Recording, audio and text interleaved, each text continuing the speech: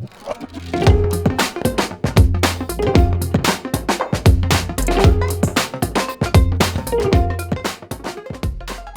my name is Rosie Arnold. I worked at BBH London for a very long time, and I was the first female president of D&AD in its 50th year, and I introduced the white pencil, the first new pencil in its 50 years, for work that did good in the world. So I hope that you'll know about that and had a chance to enter. But today, I'm going to talk to you about endurance, because boy, do we need it. And after such a long time in the industry, I feel I'm well qualified to help you through what has been a really traumatic time for us all. So I hope you're well. I hope you're sitting comfortably, and I hope that this talk isn't going to be a test of endurance, especially with my technical abilities. I'm talking to you from my home. There might be interruptions from dogs and students and who knows what. So let's see what happens. So endurance, and why is that so specifically important? Not just because of the pandemic, but increasingly in our careers. There's been an absolute explosion of media, as you know. And this means there are so many more things that you have to think about and so many more hurdles to getting work through that the process becomes ever more drawn out. It's almost like it takes a very, very long time for the rivers to get to the sea, and there's so many tributaries that join it on its journey that, you find that you're fighting one battle after the next. So what on earth can you do to keep on going and get something that you're really proud of at the end of this long journey? So what is endurance? I think this really sums it up: the ability to endure an unpleasant or difficult process or situation without giving way, and the capacity of something to last or withstand wear and tear, all of which are very pertinent to the process of getting good work out. There was this wonderful ad that Dave Dye did back in the 90s, I think. And I think this is the sort of first start of that endurance journey. And I don't know if you can read it, but it says, just to the signpost, just to the car, just to the crossroads. And these are sort of markers in a runner's journey that's going to keep you motivated. And I think sometimes just bringing down that long, long journey to those little milestones, so that you feel that if I can just keep going to the next meeting, and if I can just get this through the next meeting, then I can deal with whatever's coming up in the future. And I think that's a really good sort of lesson to learn. So have this in your mind when you've got a big all-encompassing project and it seems overwhelming, because breaking it down into those little bite-sized chunks really can help you get through it, not just mentally, but it also can help the work get through. So endurance, back to this word. Why? Well, clients have doubts about the work, the budget gets slashed, the brief changes, the client changes, the product changes, is discontinued, suddenly there's a new rival, or it just falls through because it's a rubbish product. There's a major pandemic. I could have gone on for slides and slides about how many things crop up that means you need to have some sort of sense of endurance. And within that, one of the things that raises its head the whole time is fear. And, it's the fear that the project is going to go badly. It's the fear that it's not going to get made. And actually, fear is always talked about like a bad thing, but I actually think fear is a really good thing. And I use fear to make myself really focus on getting the work as good as it possibly can be. There's nothing quite like the idea that your work's going to go out into the world and people are going to loathe it or ridicule you. And it's a horrible feeling. But actually, if you use that fear to turn the situation around and go, okay, I'm frightened, this is going to be awful. What can I do to make this not be awful? Let's lean into that fear and use it to make everything better. Because, as our wonderful Steve Jobs said, if you don't love it, you're going to fail. So you need to find something within the work that you love, and that is also going to help you keep going. So when you're looking at the work, at every stage, I think you need to check in and look. So when you're presenting initially your first idea, does the idea give you goosebumps? And if it doesn't, what can you do to change this? Do you want your name on it? And then what would the newspaper summation be of the idea? And I think that's a really helpful thing as well, to just look at it and go, if I was reading this in the newspaper, how would they sum up what the idea was? Or if I was phoning my mum, what would I tell her the idea was? And would I be proud of it? And if you find that you're not, you need to throw that idea away or work out a way of making it answer these points. So you need to be like the wonderful liberty, fraternity, equality, where she's leading people through. You need to be the champion of the idea. So once you've got this fabulous idea, what are you going to do that's going to carry it through? And you are going to need tenacity, particularly these days, to get it through. You don't have to take your shirt off. You don't have to wave a flag, but you need to have this spirit going through everything you're thinking about. But you also need to choose your battles, and there will be a lot of battles on the way. And you need to be very clear before you go in to present work, these points. And I actually think it's a really good idea to write them down. That may sound very old-fashioned, but actually there's something really physically powerful about having written something down. It's there in your mind, and it helps you going into a meeting situation to remember what those points were and why you cared about it. So you need to write down what you are not prepared to budge on. So what is fundamental to this idea that if you change it, it will ruin the idea. And that's something that you are not going to relinquish. Then you can write down what would you be prepared to change, because there will be opinions and there will be changes.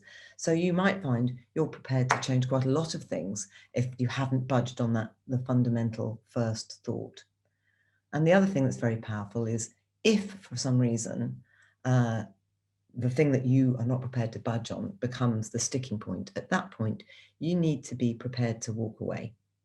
And I think we all get very frightened about doing this because you feel like, oh, there's never going to be another idea that good. There are a zillion ideas. There's a zillion different solutions for the problem. And better to walk away from an idea that is not going to work than to sort of keep on fighting for something you know in your heart is not going to be right. But you do need to fight for your vision, and you do need to have your reasons why you love your idea ready for that meeting. And something else which I put a star next to, because this is increasingly difficult in current times, but not just because of the pandemic. I think we are all stretched time-wise, and it's hard to do this. But if you can, get to meet your client outside the meetings, because then it's not in a high pressurized situation. Learn what their ambition is, learn what they love. And I think once you've built up that relationship, it's much easier to have the difficult conversations when you're coming from a point of mutual respect and understanding, as opposed to it's just always in a confrontational meeting situation. So go the extra mile, try and go out to those coffees or those drinks or whatever you can, just to get to know each other better. It makes a much better working relationship. And I'm going to show you this ad, which I worked on with Nick Gilback at BBH. And the reason I'm showing it at this point is because I had a really fantastic working relationship with the client, Steve Miles. And when we launched this ad, we really wanted to use the track, but it was licensed to the film Meet Joe Black. And we couldn't get the track for a month after we launched the commercial, because we were launching it in Finland, I think it was. So we had to find another track, pay for that, and then go back and relaunch the ad globally with this new track, which cost an enormous amount of money. And Steve, bless him, stuck his neck out and was prepared to go the extra mile. And if I hadn't had that relationship with him, I think he would have just gone with the first track and gone, I don't want to waste the money on the second. So I'm hoping my technology is going to allow this to play. And if not, oh, doesn't seem to want to play. I am...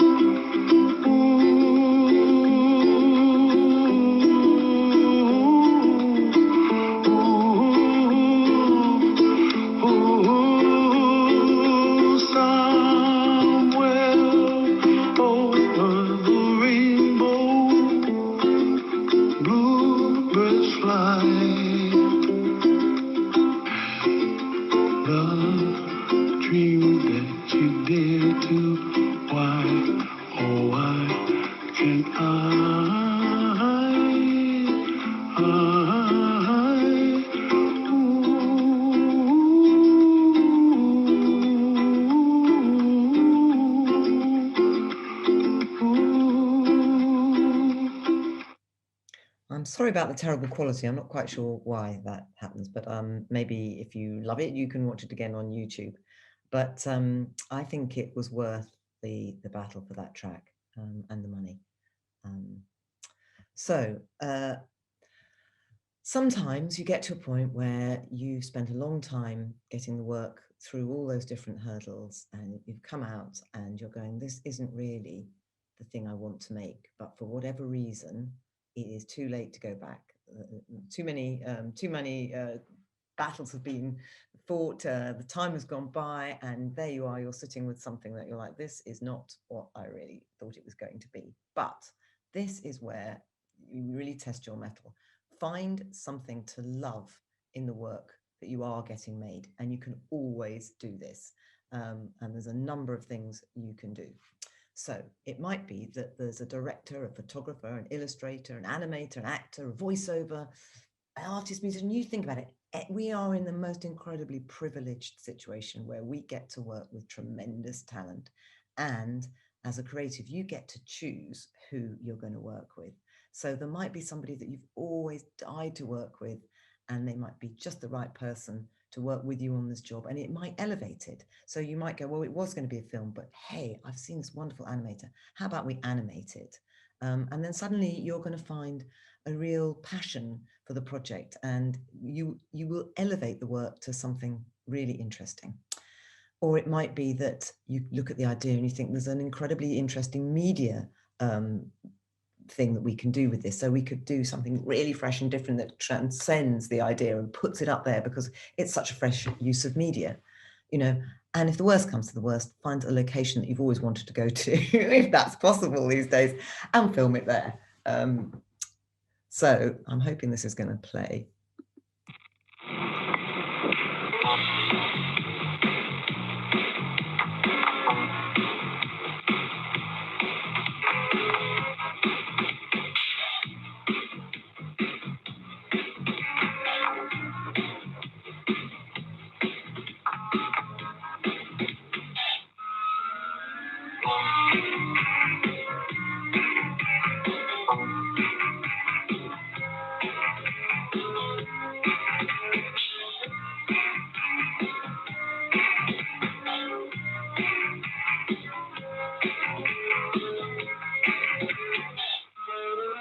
Because I've got enough on my plate already, I get NatWest to sort out my life assurance, small business banking, credit cards, home insurance, foreign currency.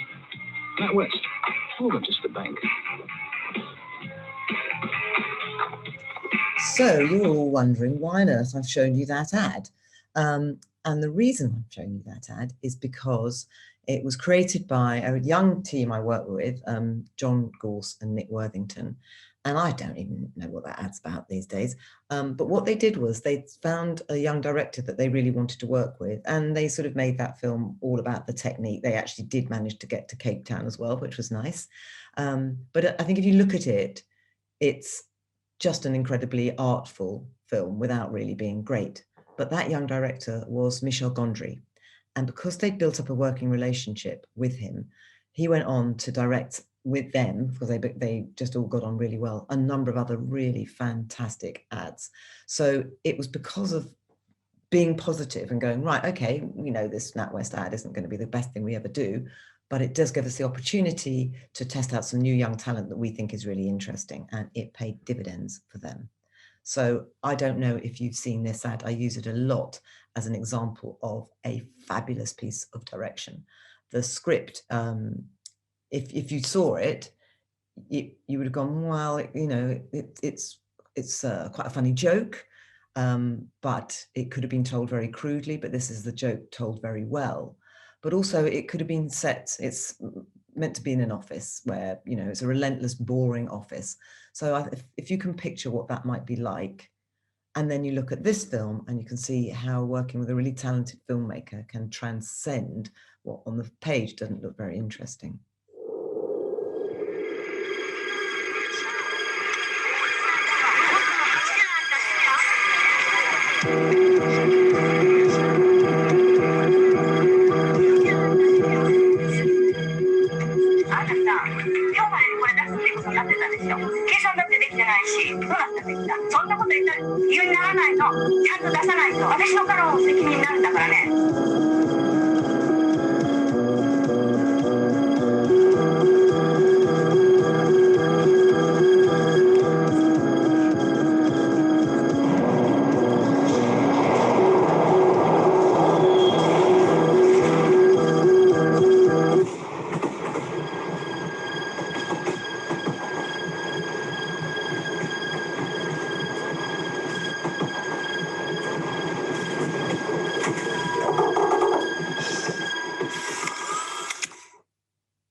It's just brilliant. It's absolutely wonderful. And I think that idea about looking at where is the most relentless office work in Japan, the music, the kind of hypnotic to and froing of the camera. I mean, that is a masterclass in a wonderful bit of direction.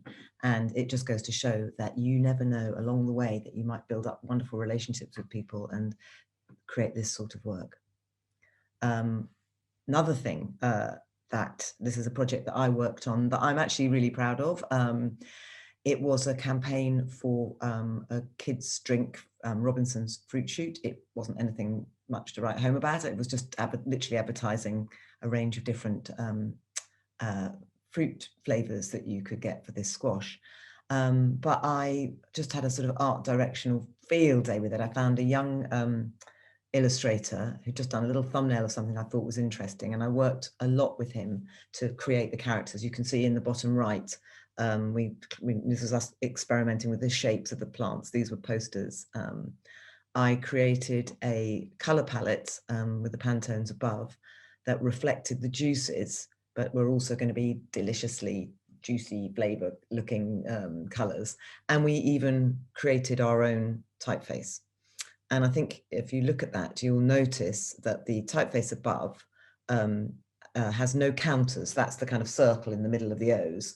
And the one below does. And that was a big battle because I felt it was much more sophisticated without the counters. And I really, really didn't want to put the counters in. But the compromise on that was that when it came to the brand name, we had the counters in the brand name, but not in the headlines. So this was the campaign. They were launching this new shaped bottle. And again, the client really wanted me to put a photograph of the bottle on the posters, which I felt would have ruined it. And that was another battle I wasn't prepared to lose. I would rather walk away and find a new technique than put on a sort of photographed bottle. I just loved the purity of this illustration. And you know, the client was brilliant. They agreed, and you'll notice the counter now. When you look at that, you see the O's are in Robinson's, but not in the main headlines. And I think, you know, I really loved every bit about this process. It took us a long time, having great fun developing the characters and the illustrations and their scripts, you know, they're silk screen printed. And, you know, it was something that I came away from having such a great time on it and feeling really proud of the work and thinking, well, you know, it could have just been a little project that nobody bothered about, and it would have been like pulling teeth and very dull. And then that really does feel like endurance rather than the fun that you get when you really fight for something, because then it's just, you know, it's worth the battles if you love it. The other thing during this kind of tough whole time is to be flexible. And that's, you know, things are going to change all the time, all the way through the journey. So at that point, you might want to go back to that first list that you had and work out, oh gosh, what's the things that I'm now compromising on that I didn't want to at the beginning? Is there anything else I can do that stops that happening? Is there something I haven't thought of? Because, you know, when with time passing, things do pop up and you go, oh God, actually, I hadn't really seen it from that perspective. And with fresh eyes, you can go back and see something new.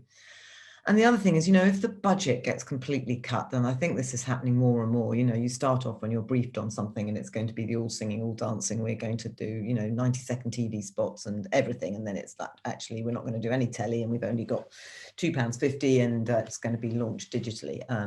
And that can feel really devastating, especially we will put a lot of time and energy into it. But remember that sometimes those smaller budgets make much fresher work. They make you have to think differently. So don't worry, it won't turn out necessarily like the wonderful retouching job on the mural back in Italy all those years ago. This was an example of a fantastic turnaround for a small budget. I don't know if you were conversant with this for Snickers, but this was just a simple idea of putting a very insightful financial tweet from Katie Price, who's Jordan, into the Twitter feed. And then the joke was that she wasn't being herself because she was hungry, and that garnered so much publicity and awards, and that was like one of the simplest, tiniest little thoughts, and it was very fresh at the time. And this is, I think this is my top tip for endurance, because when you're working on those relentlessly big client briefs that go on forever and ever and ever and sometimes just disappear down the plug hole, it's soul destroying. But don't be a one-trick pony. Be proactive. You know, invent a project, steal other briefs, always have something on the go. And, you know, Trash Isles was an example of a team sort of inventing it and sticking with it and making it work. I think I've got that. I don't know when I've got that coming up soon. This was a project that I worked on. BBH had the Levi's account, and there was a brief for, you know, the original shrink to fit jeans doing the rounds, which we managed to sort of grab. But this has also got another story in it, because when it came to choose the photographer, I'd chosen a particular photographer, and John Hegarty really didn't agree with my choice. And John is a wonderful person, but can be very steely, and he's got these incredibly piercing blue eyes. And I'd been there all my career, and this was a sort of pivotal point for me to sort of grow up, really, because it's quite hard not to be seen as the junior the whole time. And John went, no, I just don't think he's the right photographer. So I sort of left the meeting and went away and thought about it. I thought, no, I really think this is the right photographer. So I went back to John and said, I'm sorry, John, I really want to go with this photographer. And John turned to me and said, okay, but if I don't like the shots, I will be more than disappointed. Do you understand what I'm saying? And I was like, I think you're telling me you're going to fire me if you don't like the shots. And basically that was it. So I paid so much attention. Let me tell you, when we were shooting these, I was terrified. And this was a long time ago, before retouching was easy. So when we photographed this, we actually used a car studio to photograph the male model, so that he would be so far away that when we stuck him onto this, the grain of the photograph would be the same. I mean, in your mind, it must be the easiest retouching thing ever, but insanely complicated at the time. But I think I did choose the right photographer, and John very graciously conceded a few months later, it must be said. But hey, so these are the poster campaign. Always got a dog in it, my work.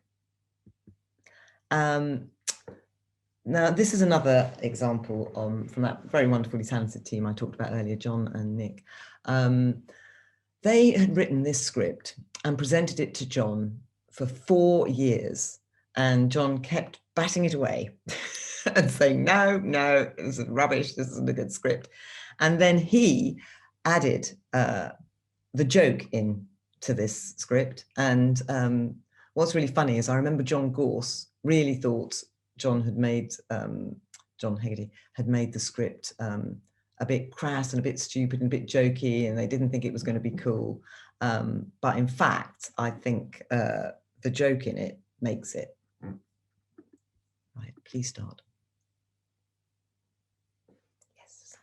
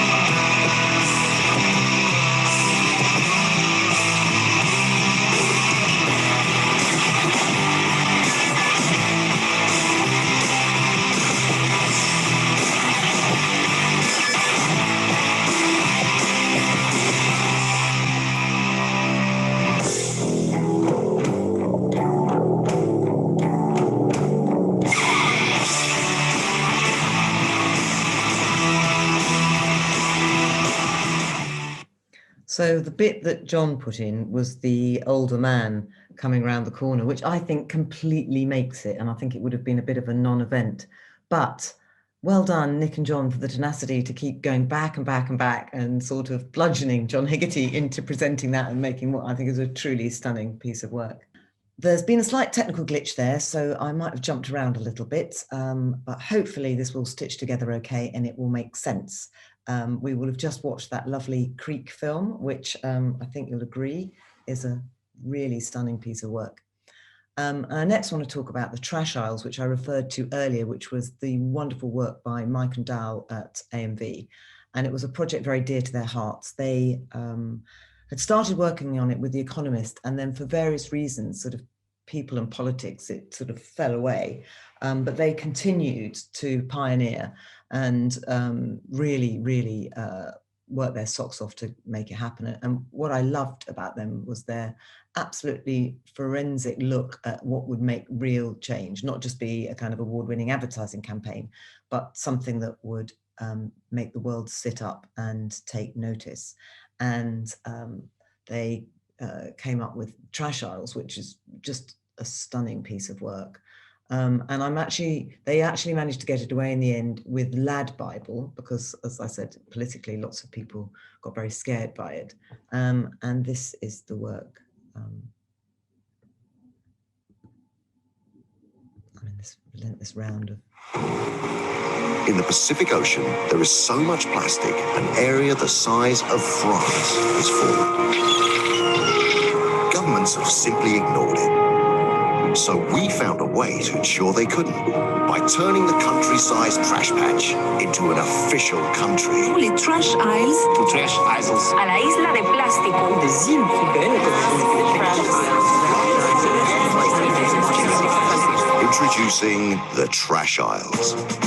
On World Oceans Day, the Plastic Oceans Foundation and Lad Bible submitted an application to the United Nations to recognise the Trash Isles as an official country, because under the laws of the UN, other countries are then obliged to clean it up. Declared the part of the ocean where all the trash is gathered, the plastic, the Trash Isles. Has the petition been received, and what's your take on that? I think it's a very innovative and creative way to bring attention to a problem that is often not seen. Having met the criteria to become a country, the Trash Isles began recruiting citizens online. In the first few weeks, we had more citizens than some countries. The Trash Isles had everything an official country needs: a currency called debris, a passport for new citizens, and a national flag. We even had big-name celebrities signing up. I think this is the first honorary citizenship I've had from any emerging nation. Thank you very much. Trash Isles citizenship. Trash Isles. Trash Isles. Some even took on official roles. I'm Judi Dench, the Trash Isles Queen. I will be the best secretary of your defense that I can. With over 200,000 citizens, 50 million video views, and 500 million people reached. The Trash Isles put the plastic problem firmly on the map. I will make reference to the Trash Isles from here on out. And that is a really wonderful campaign, but it also points at how to make a really good video about your work, because sadly in this day and age it's not just good enough to have a great idea, you have to present that great idea to the world in all its complexity.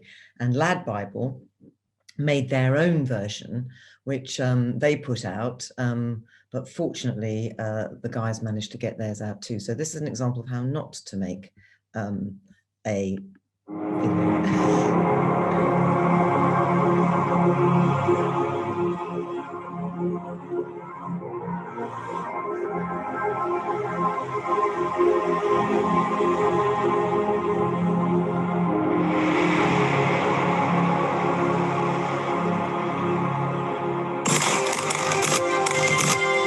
Here at Lad Bible, we've come to a decision. We're going to start our own country. Seems a bit ridiculous. Well, it's about to get more so. There's been a huge mucking issue growing over the last 20 years that everyone has conveniently turned a blind eye to. Plastic waste. 8 million tons of plastic get dumped into our oceans every year. There is so much of it that in the North Pacific, there is now an area of trash the size of France. With no one doing anything about this country-sized problem, we thought we would by turning it into an official one. So welcome to the Trash Isles. We teamed up with the Plastic Ocean Foundation, and on World Oceans Day, we submitted a Declaration of Independence to the United Nations to seek recognition of the Trash Isles as an official country. If we can make it a country, we are protected by the UN's Environmental Charter, which states, all members shall cooperate in a spirit of global partnership to conserve, protect, and restore the health and integrity of the Earth's ecosystem. Which essentially means, by becoming a country, others are obliged to clean us up. We only have 4 criteria we need to hit for the UN to recognise the Trash Isles. We need to be able to define a territory. Check. Form a government. Check. Be capable of interacting with others. Check. And lastly, we need a population, which is where you lot step in. Your signatures on our petition will help force the UN to approve our application. Become a citizen of the Trash Isles today and help ensure the world's first country made of trash is its last.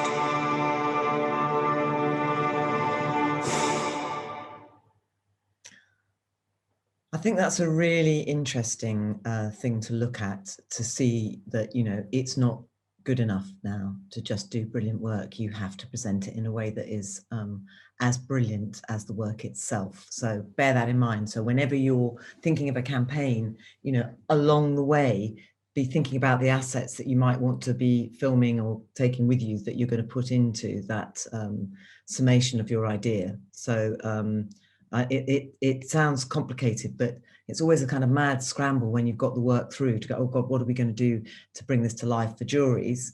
Well, you know, think about it before. You know, it's quite good when you're writing down what the idea is and that summation at the very beginning. And, you know, how would a newspaper present it? If you've had that thought at the very beginning, at the outset, then that allows you to capture things along the way. So it's a really important lesson. And just for the sheer joy of this work, I just wanted to show you, this is what, you go and look at it, it's beautiful, just the currency. Every single part of this work was beautifully done. The illustrations, the foil, this is on recycled plastic notes. The flag was on, again, recycled, it was made from recycled plastic. It's such a lovely, well thought through campaign. This is the passports with the stamps, and they even had stamps, which was incredible. And this, now I've flicked too quickly in my excitement. This is another example about a sort of project that Ben Scott, again from AMV, had on the go. It was something they were passionate about, something they thought about, and they sort of worked for a couple of years to bring this to life. So it's keeping your passion project going while the other stuff is happening, because, you know, you can always fall back into, well, I'm going to go and spend some time doing the stuff that I really want to make happen. And then this won an award at D&AD last year, I don't know where we are with. And this, again, came from the idea that we're all polluting the world, but people keep ignoring it. And how on earth do you get government to take notice? And they came up with this idea that they would put pollution reports on areas in estate agents' reports. So the value of your property would be directly linked to how polluted the area is. And it's incredible how many politicians in the UK, or probably globally, in our cities live in, you know, into the inner city, and which is probably the most polluted area. So a very clever piece of thinking. And again, it'd be worth checking that out. I'm hoping this might be. The toxic air we breathe is a big issue for London. A campaign group has launched a website. A service that rates air quality at any London address. Addresspollution.org hijacked private property for the public good. London has one of the most valuable property markets in the world and the highest levels of air pollution. So how do you make London's homeowners care enough to clean up the air we breathe? By linking air quality to the one thing they do care about: property prices. We started with 6 million data points accurate to 20 metres squared, developed a simple rating system, and created an air quality report for every address in London with specific health and financial costs. You could then demand action from your elected officials at a local and national level. Address pollution launched with building projections, data-sensitive digital out-of-home, and billboards targeting influential landowners. We ran property classifieds, and direct mail turned every London estate agent into reluctant environmentalists. In a nation obsessed with property, it was front page news. So how polluted is your postcode? And the cost to their health as well as their pockets. But there are also concerns they could hit London's property market hard. That's a great idea of capitalism. Property is And then we changed the law. State agents are legally obliged to disclose the information. The addresspollution.org website gives them. Following this campaign, estate and letting agents could be prosecuted for giving false information about air quality. As a result, property portals adopted our system and now include our ratings on every listing. Councils have taken the action homeowners demanded. The Secretary of Health endorsed us, and the government brought forward the policy change we lobbied for. Addresspollution.org hijacked private property for the public good and made air pollution impossible to ignore by making it illegal to ignore. So there you go. You can change the world. I'm getting my white pencil out here, aren't I? But, you know, it really will help when you're in a difficult spot, when work feels like you're just getting nowhere, to have something that you really care about, sort of that you can go and sort of continue to work on. Great work. And then this again is a really clever little thing. When you're struggling on these big accounts and it seems like forever and you haven't got anything away, tactical tricks. Think fast and topical, and you can often get a great idea away because it's topical. They have to do it then and there. So this is some work that actually the girl who lives with me did this year, which was this lovely idea that Donald Trump really, really cared about his Twitter account. And she had this idea that every time you unfollowed him, he had a big inflatable Trump and he would deflate. And I'm hoping that, I think that might be the only image of that. But it was a really lovely thought, and it was something that she managed to do really quickly, and it got a lot of attention. So there's that's something, again, we used to do on Snickers, and I used to do it on links as well. So there's certain times that Halloween is coming up, or such and such is coming up, but then there's those unexpected little glitches that the world goes mad about, and you might be able to get something away really fast. So keep your eyes peeled for those. So if you really are at the end of your tether, you know what, it's okay to be mad, bad, or sad. And at this point, take your time out and do something you love, and look at something that inspires you. And you need to really understand that every great piece of work has had its ups and downs. And there's been moments when people have been in real despair. And, it always looks so easy, doesn't it? And I've shown you wonderful work and you look at it and go, yeah, but my situation is different, or I'm never going to get work out like that. And I can guarantee that along the way, every single person involved with those campaigns will have felt that. And, we all have our own little tricks. We only have, but understanding that there's, some moments you do need to just go and talk to a friend about it, or just, step away from it if it's getting too much, because that won't get you anywhere, and you do need to just recharge your batteries in some way. And whatever it is that floats your boat, just be kind to yourself and do it, and it will give you renewed vigor when you go back to it.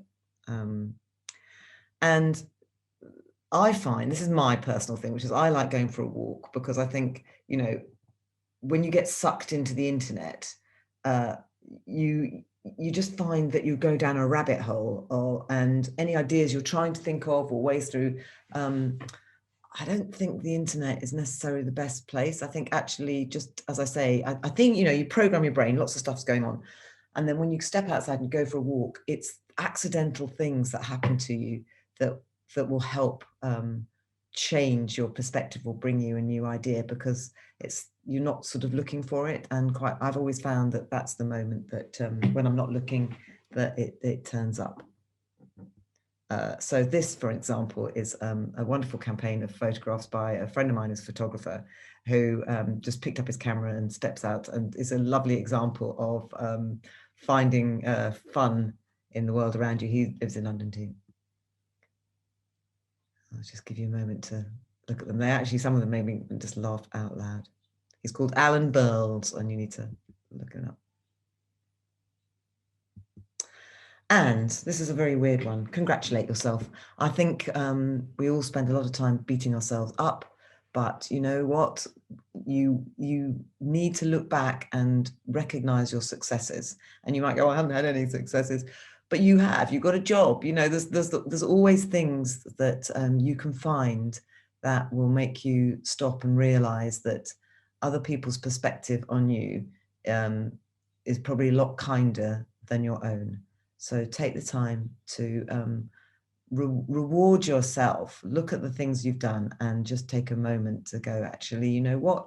I have done well, and I will do well again, and I'm going to keep going. So that's the end of my rabbiting on. That's when I had short hair. This is pandemic. I've actually got a tiny bit of hair at the back now. So I hope that's some help to you all. And we are lucky to be in a really fantastic industry. We work with the most talented people, and we have the opportunity to really change the world for the better. And that is a privilege and a joy. And if that's nothing else, keep that in your heart, because that will help you carry on whatever. So stay well. It's been a real honor to talk to you all. I hope the technical glitches are sorted out, and stay well. Bye.